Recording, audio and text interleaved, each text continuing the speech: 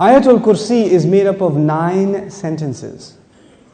Allahu la ilaha illa huwa al-hayyul qayyum, number 1. La ta'khudhuhu sinatun wa la nawm, number 2. Lahu ma fis samawati wa ma fil ard, number 3. What's number 4? Man dha alladhi yashfa'u 'indahu illa bi idhnihi, that's number 4. Ya'lamu ma bayna aydihim wa ma khalfahum, number 5. Then وَلَا يُحِيطُونَ بِشَيْءٍ مِّنْ عِلْمِ إِلَّا بِمَا شَاءَ, number 6.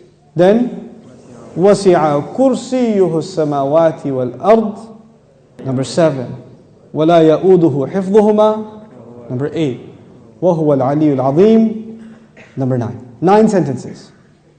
The first sentence is Allahu la ilaha illa huwa al-hayyul qayyum. It's a beautiful sentence which ends with 2 of Allah's names. What are those 2 names?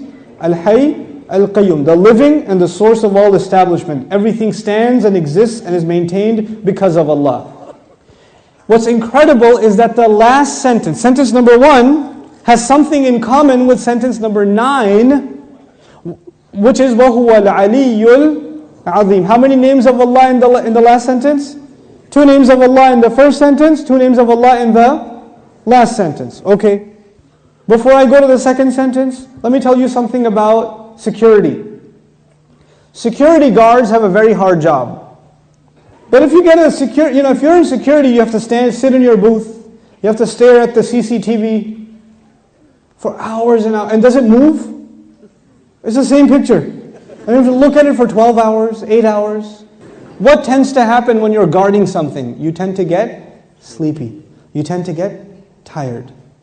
Allah Azza wa Jal says about Himself, لا تأخذه سنة ولا نوم. Drowsiness happens when you're tired. And of course, what happens after that? What's the next step? No. This is the second sentence. The second sentence is, these are things that creation has. Creation gets tired and it starts getting drowsy and eventually it falls to sleep. What was the second last sentence? وَلَا يَؤُودُهُ حِفْظُهُمَا. Guarding the skies and the earth does not exhaust Allah. When someone's exhausted, what do they get? Sina and Naum. The second sentence is actually connected to the second last sentence.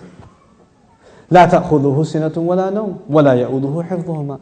He says له ما في السماوات وما في الأرض. He owns whatever is in the sky and the earth. Now before I tell you further, you need to understand the difference between 2 words, 2 names of Allah, Malik and Malik. Malik is an owner. Malik is an owner. Malik, what is Malik? King. Is there a difference between a king and an owner? Yes. Ownership is about property. But kingdom is not about, you're not the king over a tree or the king over a piece of land. You're the king over the people who live in that land. Kingdom is about controlling people. Ownership is about controlling objects. There's a difference. Now Allah says, لَهُ مَا فِي السَّمَاوَاتِ وَمَا فِي الْأَرْضِ. He owns whatever is in the skies and the earth. What is the ayah about? Ownership. What's the third last sentence? وَسِعَ كُرْسِيُّهُ السَّمَاوَاتِ وَالْأَرْضِ. His throne extends to the skies and the earth. When Allah talks about His throne, He's talking about His kingdom. One dimension of control is ownership. The other dimension is kingdom. Both completing the picture. Allah is Malik and He is Malik. The Malik part of Allah's attribute, لَهُ مَا فِي السَّمَاوَاتِ وَمَا فِي الْأَرْضِ. Third sentence. The kingdom of Allah, وَسِعَ كُرْسِيُّهُ السَّمَاوَاتِ وَالْأَرْضِ. Okay. What's the fourth sentence? مَنْ ذَا الَّذِي يَشْفَعُ عِنْدَهُ إِلَّا بِإِذْنِهِ. Let's understand this ayah first. Who will come and make shafa'ah with Allah except unless He gives permission? In other words, what is shafa'ah? Shafa'ah means you got connections. Shafa'ah means that you were about to lose your job, but your uncle is the manager and he came and said, no,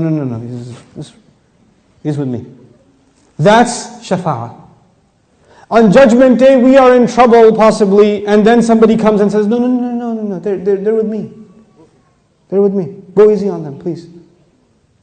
We beg Allah Azza wa Jal to qualify us for the shafa'ah of Rasulullah sallallahu alaihi wasallam. So this ayah is about nobody having any authority unless Allah gives it to them. وَلَا يُحِيطُونَ بِشَيْءٍ مِّنْ عِلْمِهِ.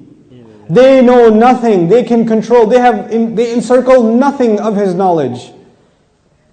إِلَّا, except بِمَا شَاءَ. The fourth sentence and the sixth sentence are both about a statement about Allah and the only exception. The statement was, nobody has authority to make a case except whoever Allah gives permission. They have no knowledge except